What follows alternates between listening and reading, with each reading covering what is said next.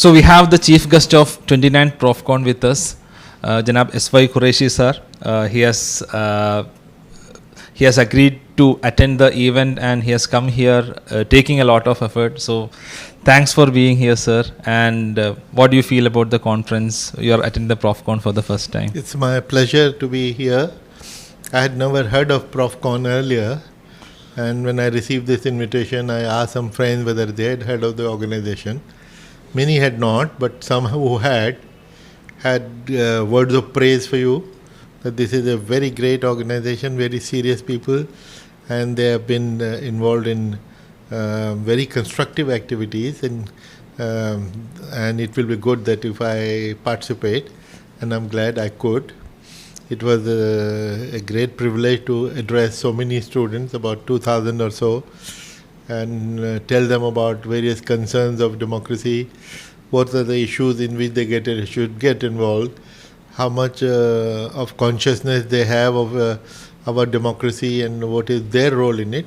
So I tried to tell them those things, and I hope at least 1 or 2% if they have understood what I was trying to say, and if they follow some of the advice that I gave them, I think it will be a success for me.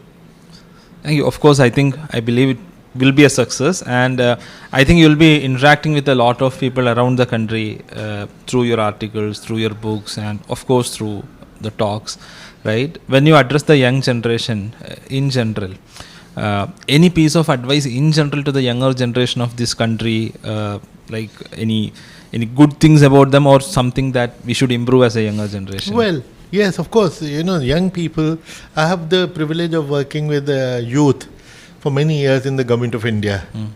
I was Joint Secretary Youth Affairs. I was Director General of Nehru Yuva Kendra Sangathan, which has 3 lakh youth clubs under it. Then later on, I became Secretary of the Ministry of Youth Affairs and Sports. I founded in Siri Perambudur near Chennai, Rajiv Gandhi National Institute of Youth Development. Yeah. So my involvement with youth has been long, and I found that politically parties are not really concerned about the youth. 1 or 2 politicians like Mr. V.P. Singh was, and others were indifferent. And my yardstick of measuring their indifference was that how many parliament questions are asked by MPs on youth. Okay. Very few. Okay. They were all about transfer of youth coordinator of NYK. All the questions were about transfers and no other communication about youth policy, youth activities, their joblessness, unemployment, and what is proposed to be done. So I think the unemployment is the biggest problem of youth, and which is because of the poor quality of education, particularly skill education. India has become the 4th largest or 5th largest economic power in the world, thanks to our IT, which was introduced in 80s by Rajiv Gandhi. At that time he was opposed by trade unions and others, and in fact they used to make fun of him as Computer Ji. But imagine his foresight has paid dividend.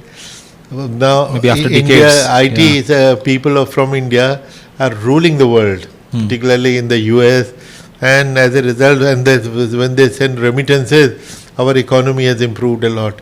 So, there is a lesson there that if we invest in quality education and are futuristic, we know the trend, and we invested in computerization through our budget, through our taxation policy.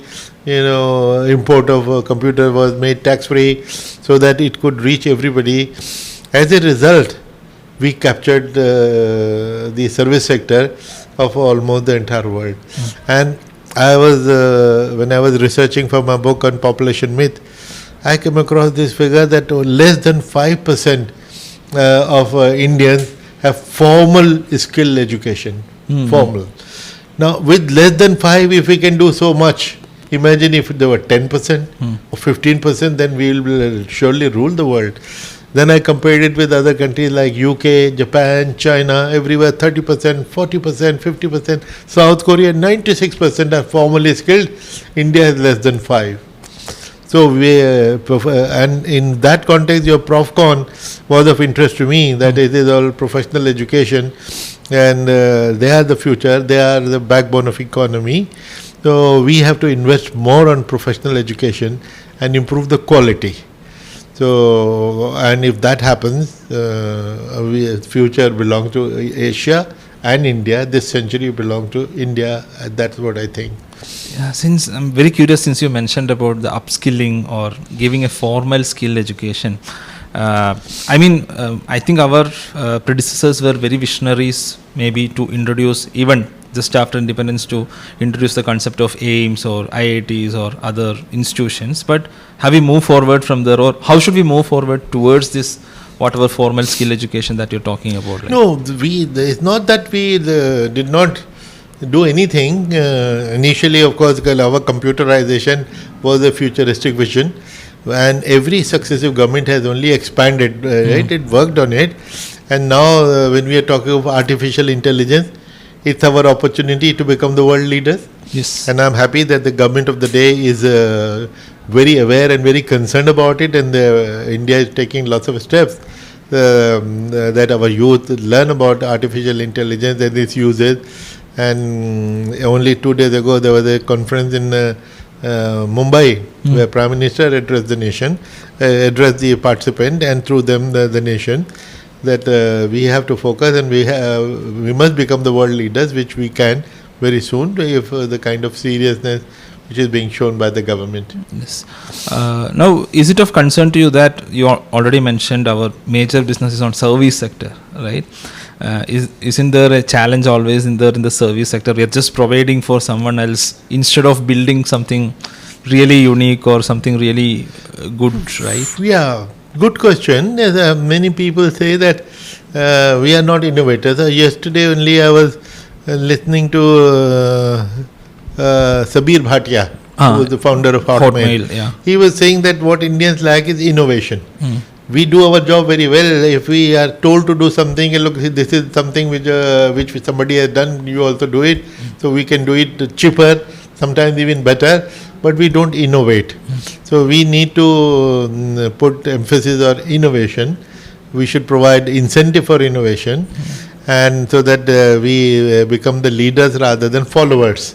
Innovation take place elsewhere, and we then copy cheaply. So that is good, but that's not the best option. We have to be the leaders, and as I said, in artificial intelligence, it's a totally new emerging area. So it's a virgin territory, and we have every opportunity to become world leaders. Is it the problem with the higher education or the primary education itself? Because we have a mass primary education system where it's designed for, obviously we are such hugely populated country and it's designed for masses, and is it actually killing the innovation, or is it why we don't have enough innovation here? Well, the answer is that it is not a question of either or. At all levels, our educational quality is very poor, very, very poor, which is why some schools, some posh schools, very expensive schools, which are doing well, which give quality education, getting admission into those schools is next to impossible. You have to pull all your resources, put pressure, use influence, and they even receive money under the table, 50 lakhs, 60 lakhs to give admission in a nursery school. So why is it that we have such shortage of good schools? Why can't we improve government schools? Our government schools after 70 years, they still don't have infrastructure. They don't even have furniture. So many people sit on the floor. So that is not what is going to give us students or the professionals of the future. So we have to focus on all three tiers, primary, secondary and higher education. Equal emphasis, and there are different segments of experts working on these three tiers. They should have to mobilize all resources to focus on them, because fake degrees, so many fake degrees, copying, these are main issues. And even fake doctorates. Yes, many times I've seen when we advertise for a job, We get very good biodatas and very impressive biodatas, and when we call them for interview, the moment they open their mouth, we know how illiterate they are. So which means they are bogus degrees, fake degrees, no quality. So that's not acceptable. And if I'm an employer, I'm not looking for at your degrees. I want your capability, Yes. your fitness to do the job. So that is something which we have to take very, very seriously, and that is where we are lacking. Yes. One last point of discussion, since you are the chief election commissioner of the country, and which was actually protecting the democracy of our country, and one of the important tenets of democracy, as we understand, is representation, right? And there is still a lot of underprivileged people in this country. Isn't there still a divide even after 75 years or so of independence? And how do we, reservation has been one aspect of bringing forward the underprivileged, and what do you see, like how do you see representation? How important is that in So preserving the democracy? Divide is a broader issue. There can be an economic divide, social divide. That is a reality. Yes. And in fact, the bridge, although on the one hand we have now 2,000 or 3,000 billionaires, so our total wealth is increasing, but the disparity is Also increasing also. So the fact that 800 million people have to be given free rations to survive, so that is a contradiction in terms. On the one hand, we are the fifth largest economy. On the other, 800 million people, 80 crore people have to be given free ration to survive. So it doesn't give a good signal. We have to address that.